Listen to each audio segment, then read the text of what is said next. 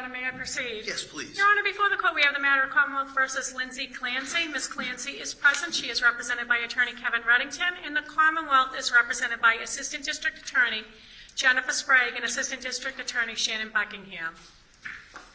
All right. All right, well, good afternoon, counsel. Good afternoon. Good afternoon, Your Honor. Good afternoon, Ms. Clancy.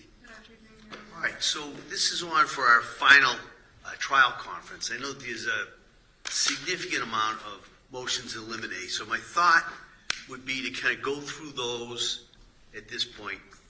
Then, after we do that, talk about any logistical issues, talk then a little bit about impanelment and how we're going to do that. And then if there's anything else that the parties feel we need to address prior to the next date. And the next date, my understanding is kind of for a final trial conference on July 13th, with planning to begin impanelment on July 20th. That's my recollection of the calendar. So why don't we kind of just go through the motions in limine as I have them. And the first one, which is number 94, is the Commonwealth's request for individual voir dire. So I haven't quite finalized the way I think we should handle the impanelment, because I'm going to ask basically the general questions, and the issue that I think I wanted to talk to everybody about, we can do it now because that motion brings it up, is the the issue of a questionnaire or not. And so why don't we just jump right into that at this point. Attorney Sprague, what are your thoughts in regards to utilizing a questionnaire? I generally don't do it, but I know in other cases and other judges and will do it. And I've done it occasionally, but Attorney Sprague? Thank you, Your Honor. I have done it in other cases. I don't like to use them. I like to see the juror's response physically to the questions, and I think we can ask follow-up as needed during the individual voir dire, so I prefer not to use one. Mr. Reddington? I agree in the sense that I like to see the jurors respond, see how they react, what their body language is. You know, we try to look at books that they may be carrying, everything. We get some information on the person or the individual.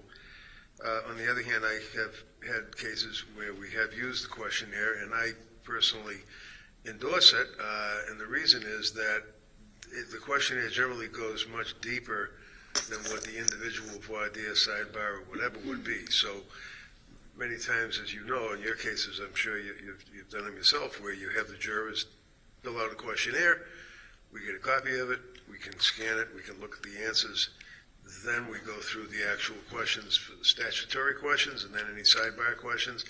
This is a very complex case, obviously, with significant issues of extreme emotion, as well as very, very sophisticated scientific, psychiatric issues. So I think this is one of those cases where, subject to your discretion, a questionnaire might be helpful. I know I did submit as well a motion for individual voir dire with suggested questions, and I think, I'm pretty sure, a questionnaire. I'm not sure, actually. It's been a while since I submitted those motions, about a month or two. Yeah, well, my thought is, I've looked at the questions that were submitted, very similar, both sides. I think we all kind of know what the issues are going to be, what we have to talk to the jurors about. I'm going to take a run at drafting it. It'd be a one-page questionnaire, my thought, if we do it. And maybe just concentrating on the kind of unique issues that we have in this case. As we said, psychiatric issues, pharmacological issues, things like that. And that might allow us to kind of streamline a little bit on that. But if we don't use that, I think I've tried cases with all of you, so what we generally would do is we'll bring the jury out. I'll ask them as a group, the group questions, and then we'll just bring them in one at a time. And my thought would be to just have one juror come into the courtroom at a time. I'd ask some of the questions, and I'd allow reasonable follow-up to both sides, and then to exercise challenges at that point. So that's, there's nothing new about that procedure, but I am going to take a look at drafting a questionnaire that might just focus us a little bit. It might help kind of speed up, because it's going to be asking some kind of more, in regards to medical questions and things like that.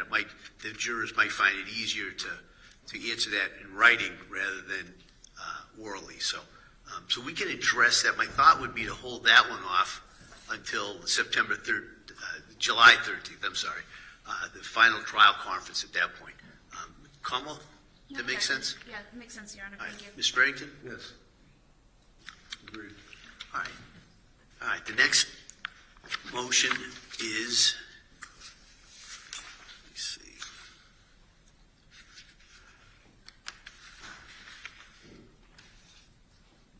Number 95, which is the Commonwealth's motion for a sequestration order. I did see that there was a defendant's motion for a certain exclusion from that sequestration order. Commonwealth, any objection to those names that were listed for the exception? Yes, Your Honor. I would ask that they be sequestered until after they testify. We've tried to meet with these witnesses, the defendant's parents and her sister. They have refused to meet with us for trial prep, so I can't tell you when or if I'm definitely going to call them. I kind of have to see how things go as the trial progresses. But the information that they would testify to, whether called by myself or defense counsel, would go to the heart of the defense. They would be talking about her behavior leading up to the murder of her children and the things she said and did. And I wouldn't want them even unintentionally influenced by each other or other people. So I'd ask that they be sequestered until after they testify. All right. Mr. Reddington? Well, here we go, I guess, starting right out of the gate. That is absolutely improper to represent that they refuse to meet with the district attorney. First of all, we have been extremely cooperative with allowing witnesses, or not so much allowing, but indicating that we, when I say we, I mean myself representing Lindsay, and of course her supporting family, have indicated that we don't have any problem. I couldn't have bent over backwards more on this case to allow them to talk to doctors, get reports, get every document, get every medical record, everything they need, everything they want. Then they get a call, I get a call from Allison, her sister, saying, DA wants to talk to me. I'm like, fine, talk to the DA. They talked to Pat. Pat called me before he talked to Pat, they talked to Pat. Her mother and father, they want to talk to the mother and father, they can talk to the mother and father. I'm not aware of anyone saying, no, we will not allow you to interview us. And when you think about it, what is the extent of the interview? It's her mother and father and her sister who lived this torture along with Pat, October, November, December, January, lived with her and her family to try to help out. They know every movement they made. They know every statement they made. This isn't a murder case with a drive-by and an identification issue that we're worried about people perjuring themselves. This is a case where you've got a woman who's got a mother and a father who are very supportive, who have something to offer, but it's limited. What they observed, what they did to try to help during that period of time that Lindsay and Patrick were consulting with doctors, when she went to McLean Hospital, and they were taking care of the kids and helping out. That's it.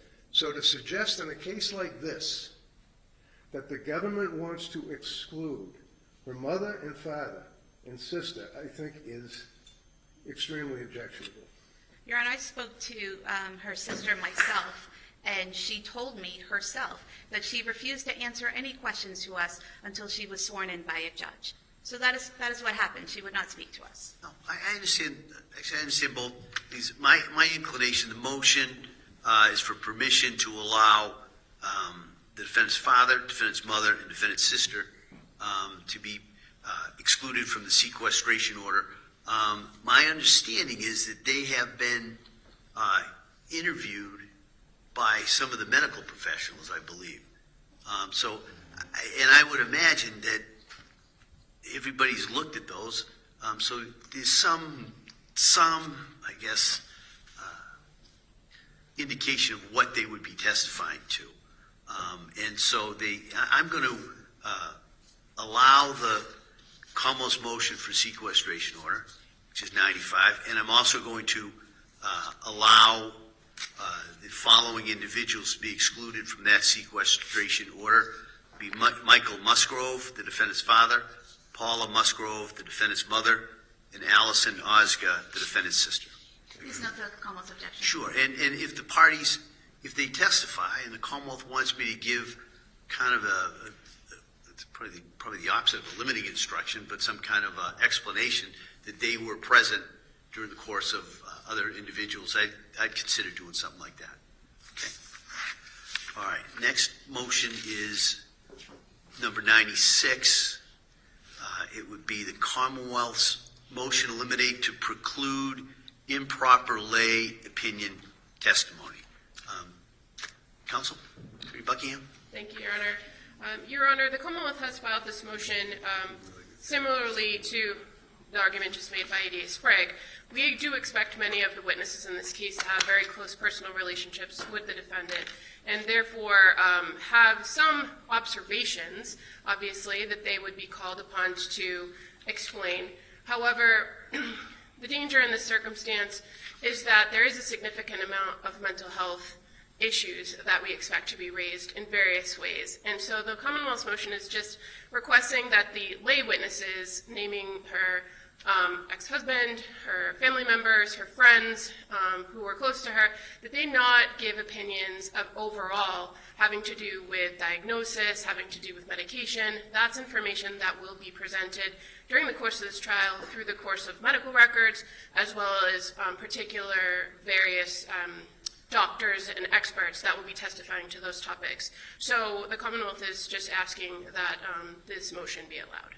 So you are seeking to keep out things like, oh, I think she was depressed, or I think, but you're not seeking, I imagine, to keep out things like, well, she seemed better, or things like that. Well, I think the case law allows for witnesses to testify to their specific observations of the person's behavior, but anything that having to do with the types of medications, even if it's types of medications that they were advised by the defendant, that's hearsay that wouldn't be admissible in that form anyway. So it's those types of statements, any opinions about what her mental condition was, I think are not relevant, and the most relevant information, it comes from the experts and the doctors themselves.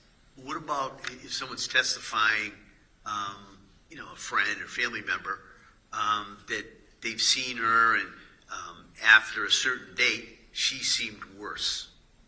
What would your position be on that? I think they would have to be able to articulate specifically what the behaviors were, and that would fall into that category of their direct observations of the defendant's behavior. Okay, all right. Mr. Reddington?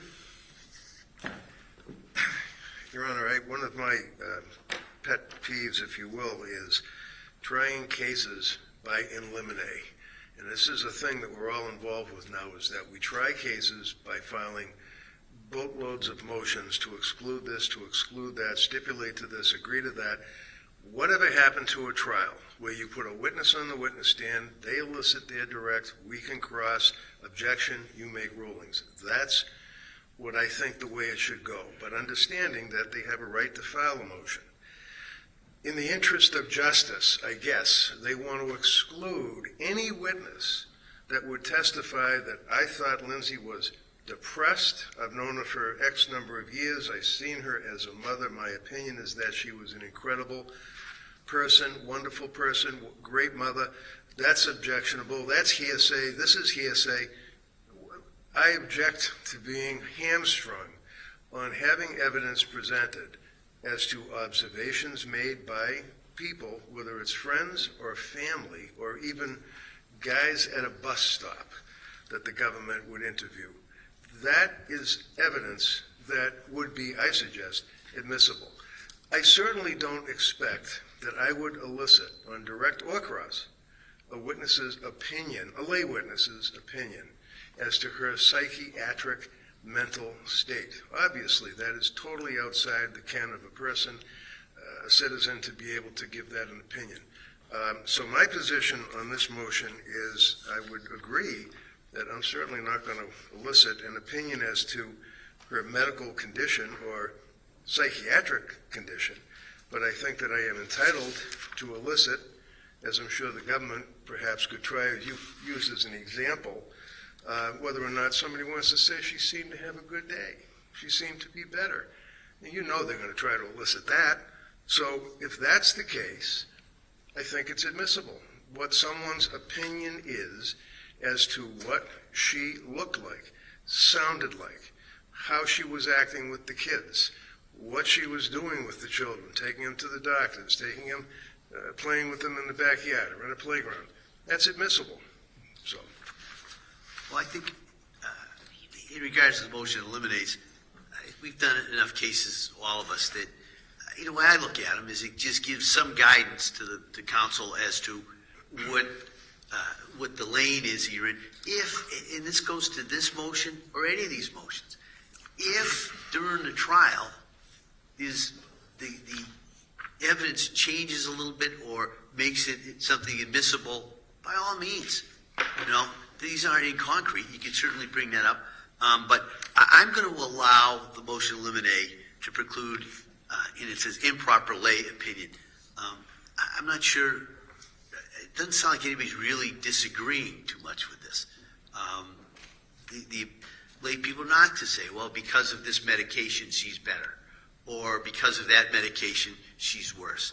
But I think without seeing the whole foundation, generally a lay person can say, well, she seemed happy or she didn't seem as happy. So I would allow that generally, but we'll get to it, and then the evidence as it comes up in regards to the foundation may open the door or close the door. But in regards to improper kind of lay opinions as to expert issues, yeah, that motion will be allowed. And that's number 96. and I don't think a motion is necessary. I think it's readily apparent to any of us that that would not be admissible. And I We'll guess see. there's no reason for objection. Yeah, we'll see where we go.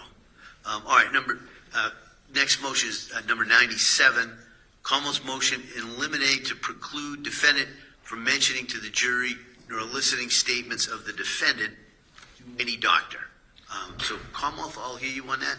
So, Your Honor, again, as Your Honor said, our motions are just attempted to flag issues before we have to litigate them in front of the jury. So this is just a pretty standard motion in cases involving criminal responsibility defense where there's no concessions about that particular defense. So in this case, and we're just raising for the court and identifying that, procedurally how these cases play out, being the fact that the issue of criminal responsibility is really raised in defendant's case and then rebutted by the Commonwealth following the defendant's case, that according to the law in Commonwealth versus Piantadosi and Chisholm, the more recent case that reiterates this, that there isn't a mechanism that circumvents the rules regarding the fact that the defendant can't elicit in their case in chief statements of the defendant. And so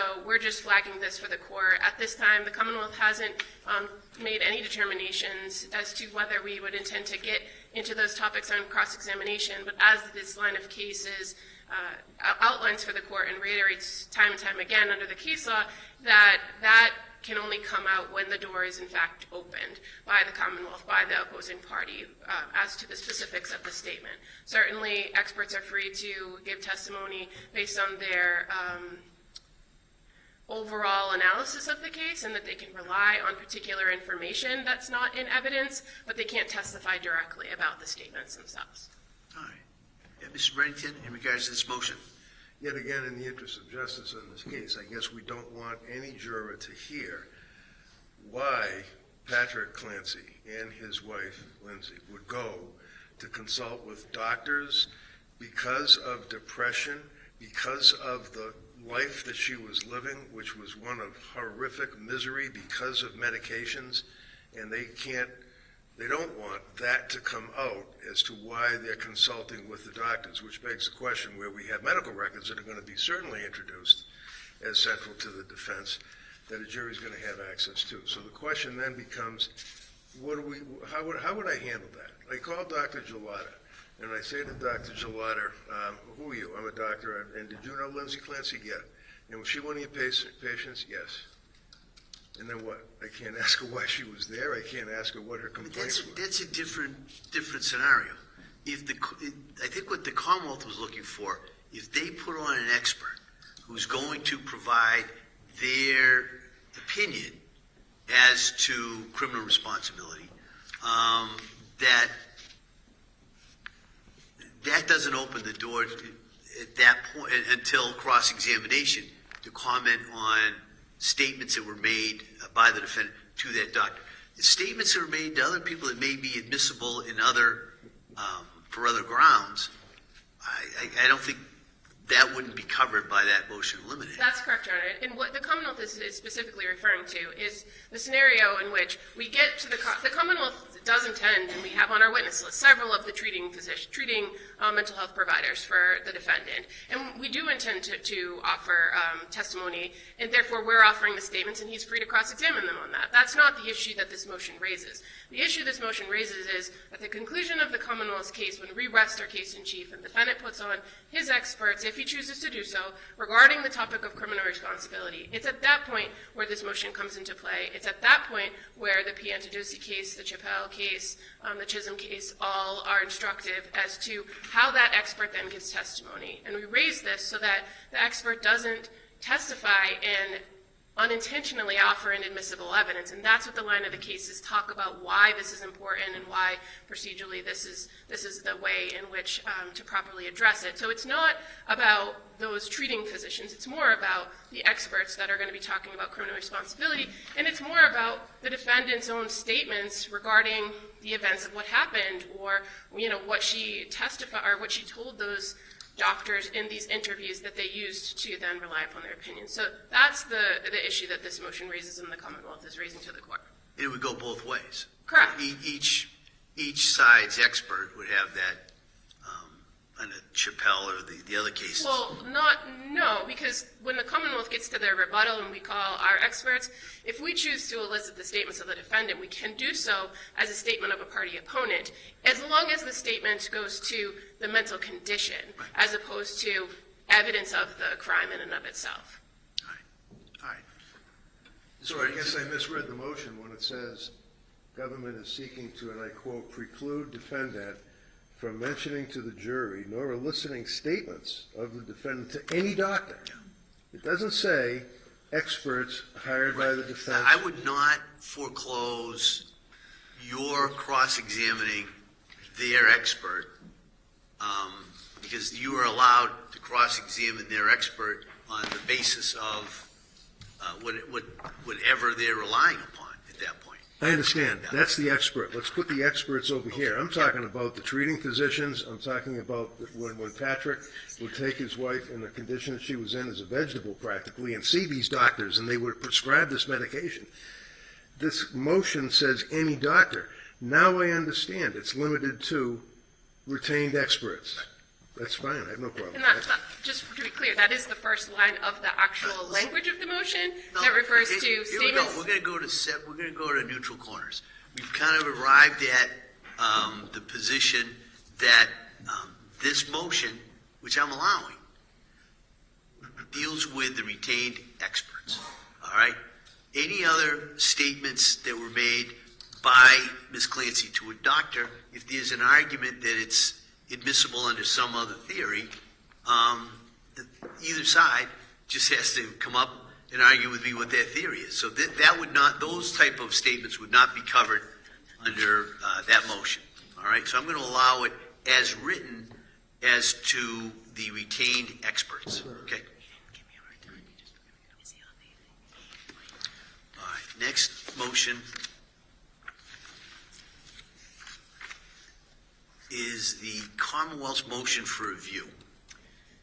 Yes, Your Honor. The Commonwealth is requesting that we do a view, specifically of 47 Summer Street, where the Clancys lived in Duxbury, CVS at 189 Summer Street in Kingston, and 3V Restaurant in Cordes Park, Plymouth. I believe the homeowner, Attorney Michael Phippen, is represented by Attorney Peter McGuire, who I believe may be on the Zoom.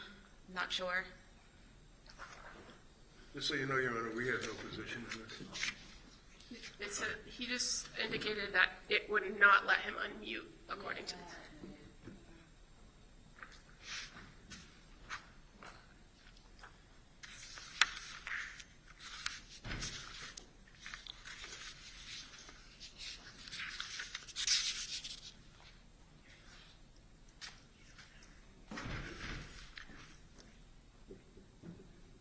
All right, Attorney McGuire?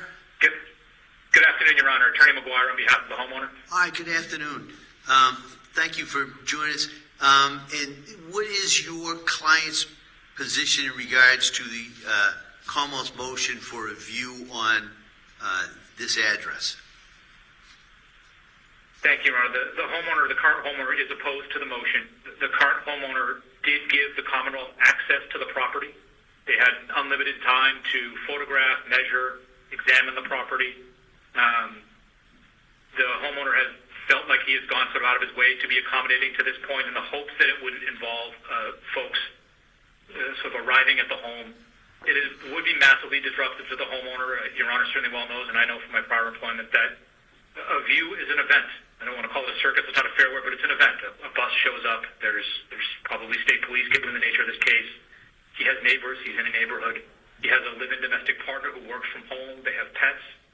I'd also note, Your Honor, that given the complexity of the matter that all the parties face in this case, that the exact date and time of that view are probably unsure and probably subject to change at this point.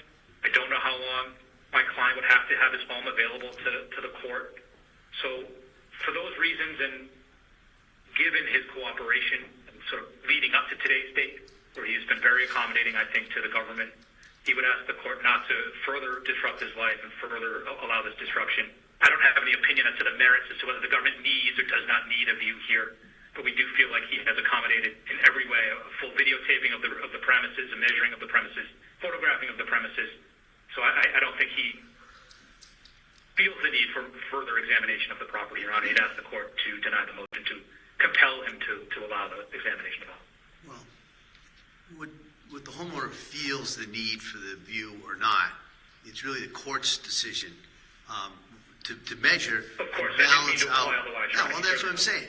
To balance out the interests of this case, also considering under Commonwealth versus Mattis and other cases, the homeowner's privacy interests and the logistical concerns of the homeowner, which I'm certainly willing to do. But yeah, Commonwealth. Thank you, Your Honor. We did go in with the homeowner's permission to take photographs, to take measurements. However, seeing something in person, seeing how things relate to each other, how long it takes to get from the basement where these children were executed one by one up to the bedroom where the defendant went after doing so. Seeing the height from the window that she dropped down to, seeing how low that window is from the perspective from the ground, is something that the jury's entitled to see in person. And I find it very disingenuous of the homeowner, who's an attorney. And not only is he an attorney, he was a prosecutor in our office. So he knows how we handle cases. He knows how we do trials. And now he's a defense attorney in this county who works with our office. So he knows how things work. And he bought this house after the horrific murder of 3 children occurred in that house, knowing that there would be a view someday. So I find it very disingenuous that at this point he's concerned about his privacy. So I would ask that the motion be allowed. Well, I'm not going to make any comments in regards to that. What I'm going to do is just look at this under the case law, which requires me to balance out the interests of the parties in this trial, as well as the public, as it opposed to the privacy interests, and like I said, the logistical concerns of the homeowner. Counsel has made a good argument for him, but what I'm going to do is I'm going to allow the motion for review.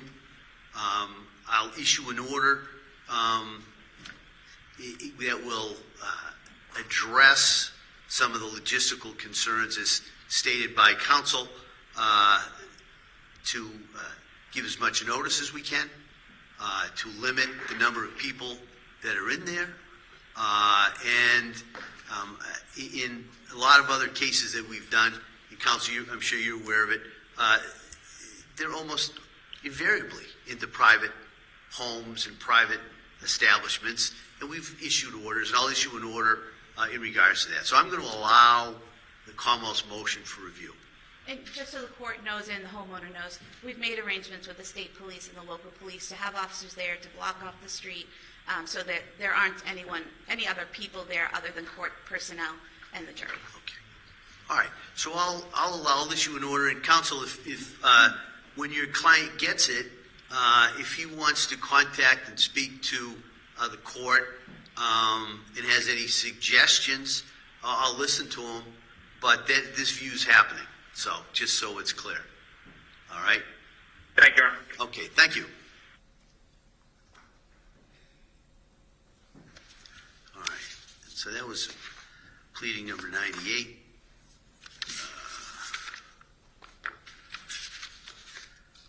Pleading 99 is Commonwealth's motion in limine to allow introduction of photographs of the victims while alive.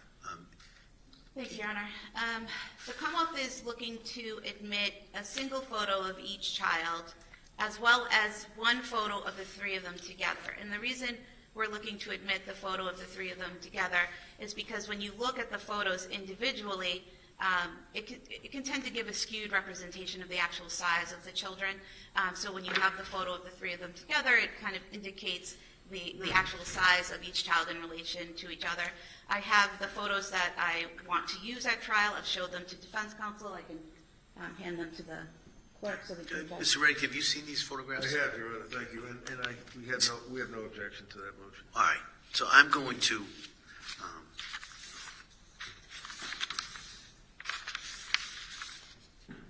all right, so I'm going to allow that motion.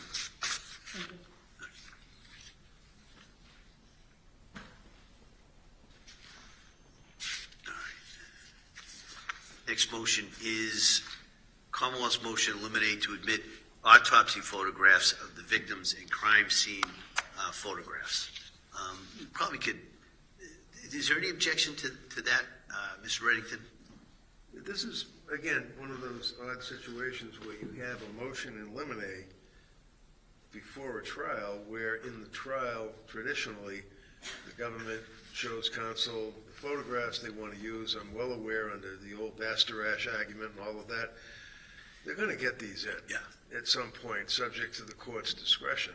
You can crop, you can review, you can limit, but that usually takes place during the trial. I don't know at this point in a vacuum if it's something we can decide now, but I certainly honestly trust in your judgment as to, I mean, you've tried enough horrible cases in your career. You understand that the impact of gruesome photographs, and so I defer to the court's discretion and experience.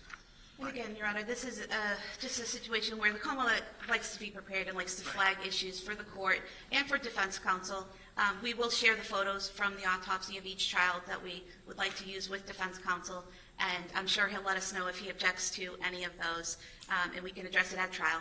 But it's more to flag the issues for the court so that none of us are surprised during the trial and issues don't come up during the trial to delay the proceedings. No, I appreciate that. And I think, so when we get to that point, close to when you're going to introduce the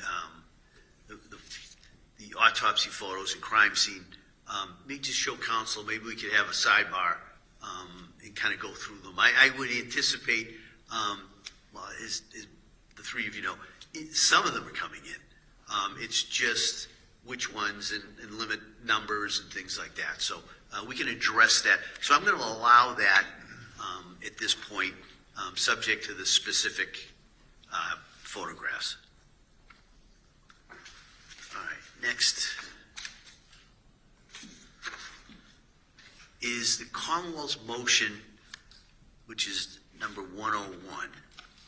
Commonwealth's motion to use a 3D model of 47 Summer Street during the trial. Yes, Your Honor. We would like to use this model as a chalk. Part of the reason we went into the homeowner's home to do the measurements was so that our chief digital evidence officer could create this digital model. It'll be of the full exterior of the home and then each floor level inside the home. And I think that it would be a much better way for witnesses to identify where they were when they saw certain things or where they were when certain things happened, and give the jurors a better perspective and a view. And I think that will correlate really well when they go on the physical view. It's almost complete. When it is complete, I can provide a copy to the court as well as the defense counsel, but I think it would be a really helpful chalk in the jurors' understanding of what happened in the house that night. Is it a model or is it just on the screen? It's on the screen. Oh, okay. All It's right. not a physical model. All right. It's a digital. Mr. Kind of hard to agree or disagree with this because it's not done, right? I would just indicate, Your Honor, that I've had cases where 3D models such as this, as proposed, have been used by the prosecution, as well as in one case I had one done. But I have generally no objection to the use of the 3D model. I think what we have to do is just take a look at it and see exactly where they want to put what, and based on whose testimony, which won't be until the trial. But I have no objection to the All right, so I'm motion. going to allow that, subject to actually seeing it and seeing as the foundation comes through. But like I said, so at this point, I'm going to allow that. And that's to come in basically as a chalk. Yes. All right.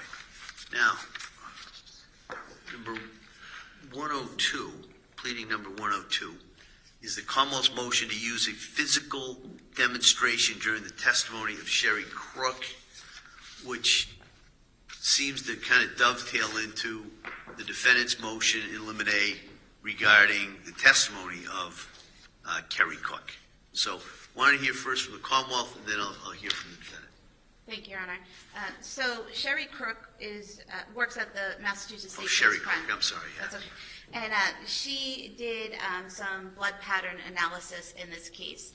She looked at photos from the crime scene, and based on her training experience, I anticipate her testimony would be describing the type of pattern. We will not be asking her to describe, based on what she saw, what happened in the home that night. I think that's what defense may be concerned with in their motion. It would be more of, these are the types of patterns that blood leaves on a surface, depending on how it gets there, whether it's splattered or transferred or it drips. So she would be explaining what each of those things are, and then she would be testifying about what she saw in the photographs and whether the blood she saw in the photographs, whether it was a smear, a splatter, or a drop. What I'm asking for in my motion is to do a demonstration. Some jurors will be visual learners and some will be auditory learners. I think the auditory learners can hear the testimony and understand what's being said. I think for the visual learners, a demonstration, which is allowed under the case law and under the rules, would be helpful to that type of learner. And what I would like to do is have a surface, be it a poster board or something like that, where we spray a substance, we drip a substance, and we smear a substance. And it won't be the color of blood, but something like similar consistency. And the expert would be saying, well, that's this type of smear that was here. It would just be a chalk, basically, a demonstration so that the jurors can have a better understanding of her testimony, of what a splatter is, what a drip is, what a smear is. So it's just to better help them understand the testimony. I would do that at the beginning, I would remove the chalk, and then I would get into the crime scene photos and the testimony about that. So that would be the Commonwealth's preferred method of her testimony. All right, Mr. Reddington. Absolutely objectionable, inadmissible. There are cases, I did file a motion, I did cite the cases. This has been excluded repeatedly. This is referred to as voodoo forensics. It is total speculation. I could go on and on. It's junk science. Blood spatter testimony and testimony governments all over our country have tried over the years, as you all know, to introduce testimony of chemists to say, or a state police crime lab person to say, I believe this is a pattern that matches what is on the floor. It matches what's on the bed. It matches what's on the steering wheel. they're entitled to take a look at a photograph of the actual smear, drop, spatter, whatever it may be, and opine in their experience as to what the cause of that, source of that, and their opinion as to how that was deposited on that particular surface. They're not allowed to give speculative testimony as to how they think that it was deposited, taking poster boards and smearing paint or whatever it is that we're going to try to do, according to this motion, in front of a jury where this is a courtroom demonstration. So you have, number one, the issue of the courtroom demonstration concerns. Number two, and more importantly, call it what you want, it's blood spatter testimony, and that's expert testimony. Even if, in what do they call it, the country of Narnia, somebody wants to admit that as evidence, you have to have a voir dire. You have to have Sherry Crook come in and testify so that she's subject to cross-examination and your observation as the gatekeeper under Daubert, under the case law that allows that type of testimony. So I think this motion is a little too soon, and I think it has to be after a voir dire. If I may, Your Honor? Yes, please. This field is not junk science, and I looked at the two studies that were cited by defense counsel, and the first one was absolutely refuted when defense counsel made the same argument in Commonwealth versus Vasquez, 462 Mass. 827 in 2012, where the court said that a hearing as to the scientific reliability of expert evidence is generally not required where we have previously admitted expert testimony of the same type, where the testimony is offered for the same purpose. And this type of testimony, this blood spatter analysis, according to the court, had been accepted generally in the courts of the Commonwealth. The earliest case I could find was from the 1980s, but it goes back even further. And even the studies that he cites say that blood pattern analysis has been around for 150 years and accepted by the courts. And in that Vasquez case, the court found that the report defense counsel cites does not say that it's not reliable. In fact, it says, in the case it says, the report does not conclude that blood spatter analysis is unreliable. The report notes that understanding how a particular bloodstain pattern occurred can be critical physical evidence because it may help investigators understand the events of the crime. And then if you look at the more recent case study that defense cites, the 2021 study, in that study itself, it says these results should not be taken to be a precise measure of the operational error rates. And it says these results do not account for operational quality assurance measures such as technical review or verification, and it does not account for the fact that in this study, there was a small number, 76 participants from different countries who used different terms to identify what they were looking at, which could result in some of the inconsistencies. So this has been around for 150 years. It's been approved by the court, and it's a reliable scientific method, and it should be admissible without a doubt by Lanigan. Well, I think we do need a voir dire on it for a number of reasons. Number one, I don't really know what this witness's training experience is in regards to this science. Secondly, in regards to the courtroom demonstration, I don't know. I mean, when I hear what's going to be substance like blood, I think it's hard for me to make a decision without knowing or seeing the actual substance, without seeing exactly what is going to be done. So I'm not going to take any action on that. If the Commonwealth wants to introduce that, they will just have to have a voir dire at some point of both the witness as well as the actual demonstration to kind of see. I can't, like you talk about visual learners, I can't picture exactly how it would work. And before I would put that in front of a jury, I'd want to at least know exactly how it's going to be done and how the jury's going to view it. Is that something we could do on July 13th? I don't see why not. Attorney Reddington, do you think? Sure. All right. I'll check with the All right. witness to make sure it's All right. available. That'd be great. So I'll take no action on that with the assumption that we may take that up on the 13th. And I think the last of the motions in limine is the Commonwealth's motion to eliminate to admit the 911 call made by Patrick Clancy. She had a Creighton motion that I have no objection to. Oh, I saw that. Okay, yeah, I'll get to that. Yeah, I saw that with the number of individuals, so I'll allow that as well. All right, and then in regards to this, which is pleading number 103, the motion regarding the 911 call. Commonwealth? Thank you, Your Honor.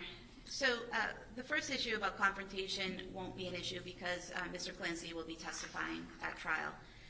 As to whether this is an excited utterance, as I lay out in my motion, Mr. Clancy calls 911 when he finds the defendant in the backyard on the ground.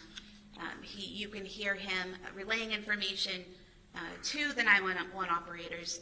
They're asking about her injuries. He's saying that she has cuts on her wrist and neck. They're telling him to apply pressure. He's telling them they're not bleeding. I don't need to do that.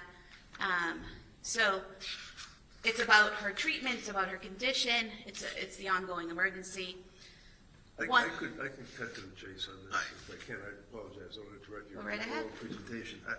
I'm very familiar with law as well as the facts in this case. And this 911 call, which I would, as lawyers always do, object for the record, as we say. But I'm going to concede that the case law is overwhelming, that if the person is making a statement under the stress of an emotional event, which this is, obviously, the person making a statement on a phone to 911, which are routinely admitted in trials. I'd be wasting the court's time if I was to object and have a hearing. And so I don't have an objection to that.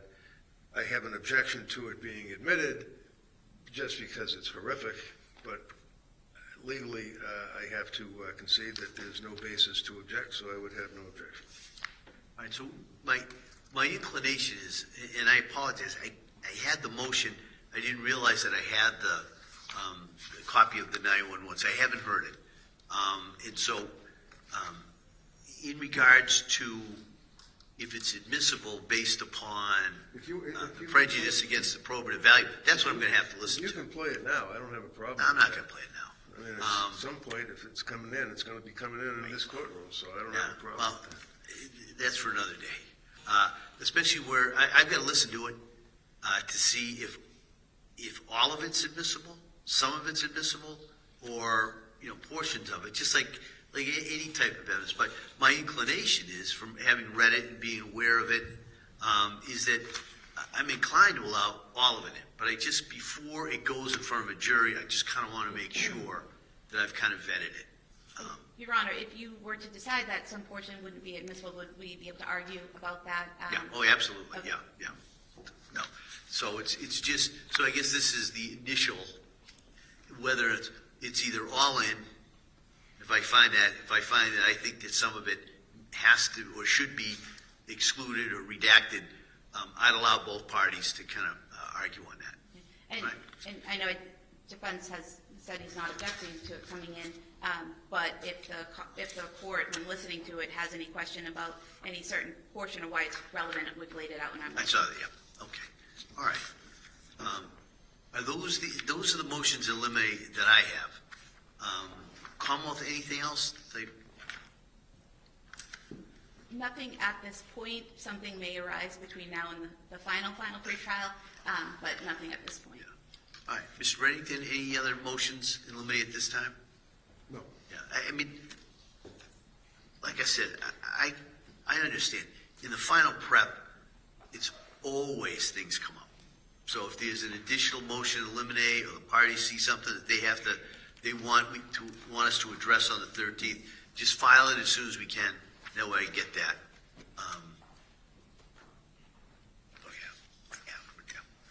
All right, and then are the parties going to file a joint trial memo? I did provide one to defense counsel. I'm just waiting for him to fill out his portion. We've kind of addressed probably 99% of the what's in there. The only reason I'm kind of looking for it at this point is the agreed statement of facts that I can read to the jury. I really want both parties to kind of work on that and get that in regards to that. Outside of jury selection, do the parties have an estimate as to the length of the trial? And I know this is a difficult one to estimate, but Your Honor, what we've been telling witnesses when they ask the same question is anywhere from 4 to 8 weeks. My last trial was a little over 3 weeks, and it didn't involve many of the issues that we have here or the number of potential witnesses that we have here. There's also some scheduling issues that may impact how long we go each day, how many breaks we take each day. So the hope is closer to 4 weeks, but we've been telling people anywhere from 4 to 8 weeks. Attorney Reddington? Estimate? I mean, I think 8 weeks is estimating on the outside, but I think it's more like 4 or 5, yeah. Okay. You go to 4 or 1? Well, my thought would be to hopefully go till sometime in the afternoon. I know that we may have to end early on certain days for a number of reasons. It may be difficult to do a whole day, but we've got most of the day for most of these trials days kind of cleared out. I think we're just going to have to see how the case unfolds in regards to that. But the hope would, we can go past 1 o'clock if everybody can do that. All right. And I think in terms of telling jurors how long the case would be, I think 4 to 6 weeks would be reasonable. Yeah, all right. And then in regards to, I know I've seen some exchange, all the expert reports been exchanged? I have Dr. Zeitzel's that I expect I'll be sending to them tomorrow. I may have one more report, which I will as soon as I get it, be sending to them. It's kind of a work in progress, obviously, but and I have received, I think, all of their reports at this point. Yes, the 3 experts for the Commonwealth have submitted their reports. They may be submitting amended reports to the court, just with some corrections or clarifications, but not changing the general content. Right. Have the parties agreed to an exchange of the reports? Yes, everything's been exchanged. sure. Okay. All right. I have to ask that. I figured that, but I had to ask that. All right. Any other issues that, from the pretrial issues that we should address right now? Commonwealth? Nothing other than logistical issues and one issue that we would like to address at sidebar. All right. Mr. Reddington, anything other than I can see everybody at sidebar? No, I obviously have to put together the rest of my witness list and provide that to the government, but as Your Honor and government knows, I've just had 2 back-to-back trials, so I haven't had a chance to put pen to paper, but I will get that done next week. All right. All right. And Counsel, could I see you at sidebar?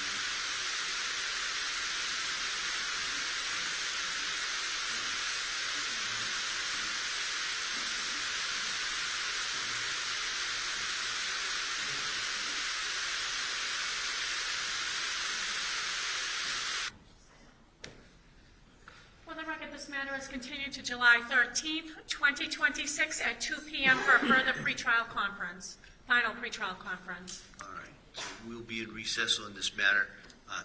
Counsel, thank you, Ms. Clancy. Thank you. Thank you. Thank you. Everyone.